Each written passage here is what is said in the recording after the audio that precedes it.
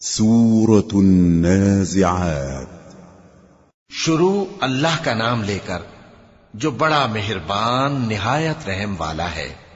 ان فرشتوں کی قسم جو ڈوب کر کافروں کی جان کھینچ لیتے ہیں اور ان کی جو مومنوں کی جان آسانی سے نکالتے ہیں، اور ان کی جو تیرتے ہوئے جاتے ہیں پھر لپک کر آگے بڑھتے ہیں، پھر دنیا کے کاموں کا انتظام کرتے ہیں کہ وہ دن آ کر رہے گا جس دن وہ زلزلہ آئے گا، پھر اس کے پیچھے اور زلزلہ آئے گا۔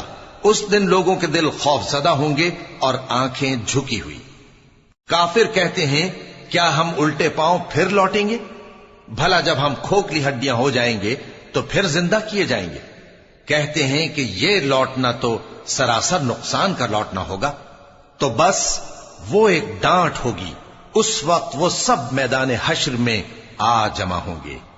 بھلا تم کو موسیٰ کی حکایت پہنچی ہے جب ان کے پروردگار نے ان کو پاک میدان یعنی طویٰ میں پکارا اور حکم دیا کہ فرعون کے پاس جاؤ کہ وہ سرکش ہو رہا ہے، پھر اس سے کہو کہ کیا تو چاہتا ہے کہ پاک ہو جائے اور میں تجھے تیرے پروردگار کا رستہ بتاؤں تاکہ تجھ کو خوف پیدا ہو؟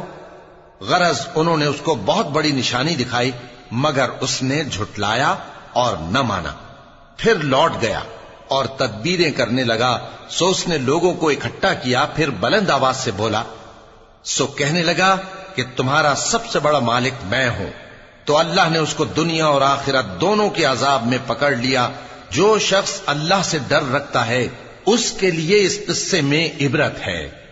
بھلا تمہارا بنانا مشکل ہے یا آسمان کا؟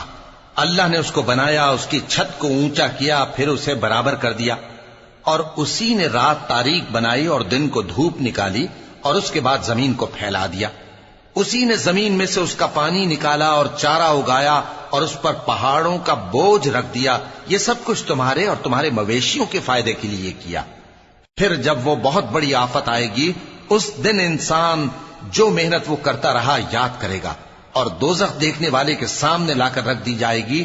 اب جس نے سرکشی کی اور دنیا کی زندگی کو مقدم رکھا تو اس کا ٹھکانہ دوزخ ہی ہے، اور جو اپنے پروردگار کے سامنے کھڑے ہونے سے ڈرتا اور نفس کو بیجا خواہشوں سے روکتا رہا تو اس کا ٹھکانہ بہشت ہی ہے۔ اے پیغمبر صلی اللہ علیہ وآلہ وسلم، لوگ تم سے قیامت کے بارے میں پوچھتے ہیں کہ اس کی آمد کب ہے، سو تم اس کے ذکر کی طرف سے کس فکر میں ہو؟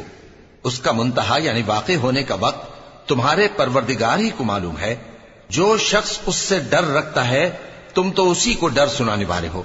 جب وہ اس کو دیکھیں گے تو ایسا خیال کریں گے کہ گویا دنیا میں صرف ایک شام یا ایک صبح رہے تھے۔